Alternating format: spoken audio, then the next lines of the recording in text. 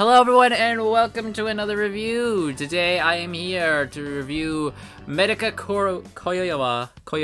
I'm sorry, I'm not Japanese. Is impervious to my charms. So, this is one of the shows that was sitting in my watch list for the longest time. And when the season came around, I saw it, I saw the basic premise of it, and I'm like, okay, I'll put it on my list and watch it later, right? And then when the time came and it was right there on my watch list, I'm like, I guess I can watch it. But it's you have that big watch list and you're like, but there's other things. Do I want to watch it? But no. Force myself. Gonna sit down. We're gonna watch this. Glad I did. So, basic plot. Mona Kawai. She's the queen bee of her high school. Everyone adores her. Everyone adores her. Right? The girls want to be her friend. Some boys want to date her. She's the queen bee of this high school. Right? There is, however, one problem. The new transfer student, Medaka, doesn't give her attention. Doesn't look at her.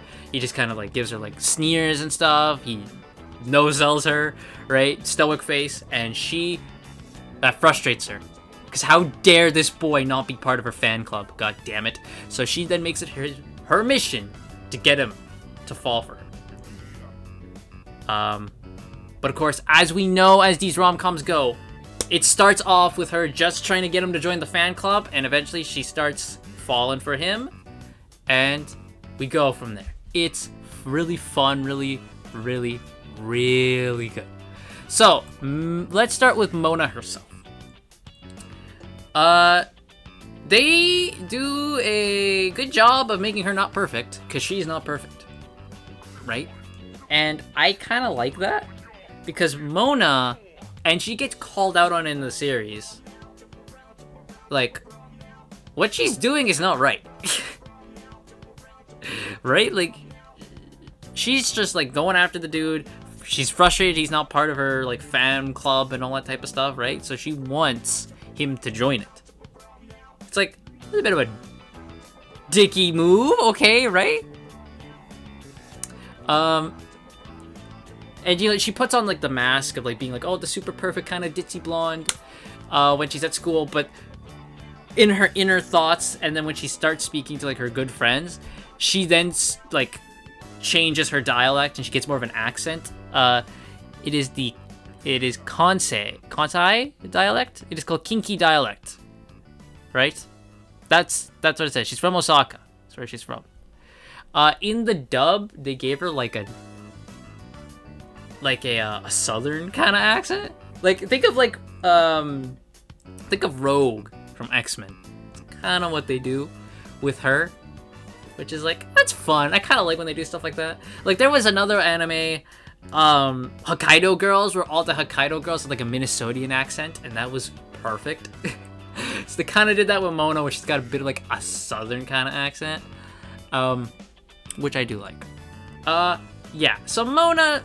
It's funny trying to see her, get Kuroiwa to fall for her, and then, her slowly start to fall for him, and she doesn't realize she's falling for him, because she still thinks she's just doing her initial plan. And, of course, eventually, it smacks her in the head. Damn it, I'm in love with him. And then at the very end, she's God damn it, Kuroiwa! You're not just gonna, like me as the queen bee. I will not stop until you be my boyfriend! Speaking of Kuroiwa, the reason why my man no-sells her and all this stuff is because he's a monk in training. He is barred from having romantic relationships with women. So he does like her. He does think she's pretty, all that type of stuff. But he just can't show it because it's part of his training. His mantra is clear mind, clear spirit, and he says it every episode, and he kind of pinches his nose, the bridge of his nose when he does it. He says that a lot, and it's funny as hell, seeing this man try to resist temptations. Because anytime Mona puts the moves on him, he's like, this is part of your training. Resist! It is funny. It is funny. So, bar those two, we have Subami. She is big Mona fangirl. Takes pictures of Mona. She's kind of not shy, but she's a soft-spoken innocent type of girl, and she is a Mona fangirl, and she acts as like Mona's friend for most of the show, and is like, you know, she's trying to like help Mona with Kuroiwa. Like everyone can tell Mona likes Kuroiwa, but Mona. It's that type of thing, right? We have Asahi, who is a first-year student basketball player. She has a crush on Medaka, and she is Mona's love rival in the show. And I gotta be honest with you guys, she's a kudere, is Asahi. Dude, there's times I'm rooting for her over Mona. It's that case where it's like the side rival, like love rival, is better than the main character at times. And I'm just like, God, there's times I'm just rooting for Asahi, and I'm thinking of how a show would go if it was Medaka and Asahi, and I'm like, I would be there. All for that. And it's not like, you know, like, Medaka is not flustered by any girl. He is. He's flustered by many girls. Asahi included does stuff that Medaka's like, oh my god, oh my god, oh my god. I am root for Team Asahi, pretty much. I don't think I hate Mona as much as I see some people online do. A lot of people online really don't like Mona. I don't think she's as bad as people make it out to be, but I am rooting Team Asahi. I would love a show of just Asahi.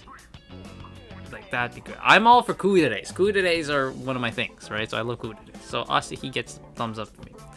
We have Tomo. She is Mona's childhood friend from Osaka, who eventually transfers in. She doesn't show up like later in the series, but she's like the real one who kind of smacks Mona up the side of the head, be like, "You like Medaka? Realize it." Waba, smack you in the head. And she kind of pushes a lot of the Mona Medaka stuff in the latter half as well. We have, let's see, there's Minami, who's Asahi's friend, and kind of like pushes Asahi forward a bit. There is Sho,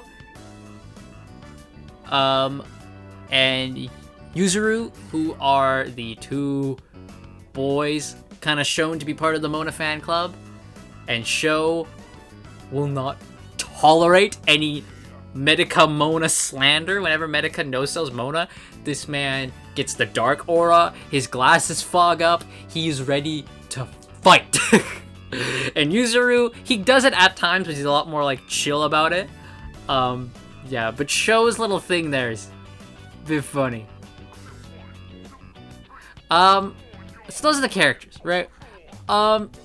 We go through, you know, various scenarios, like we go through school festival, Halloween, going to the theme park, you know, the basic things you see in these rom-coms.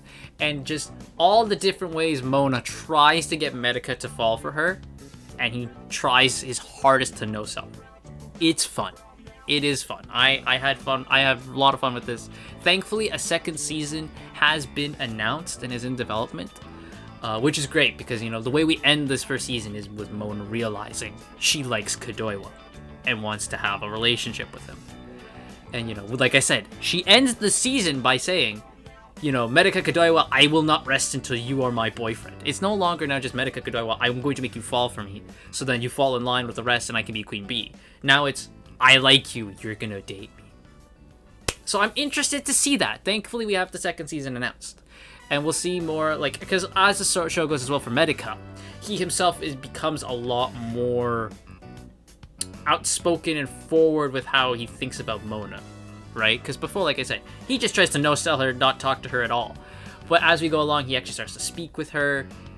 He does start to say, like, you know, well, you do look cute in, like, you know, like the dress she's wearing, right? And she's like, huh?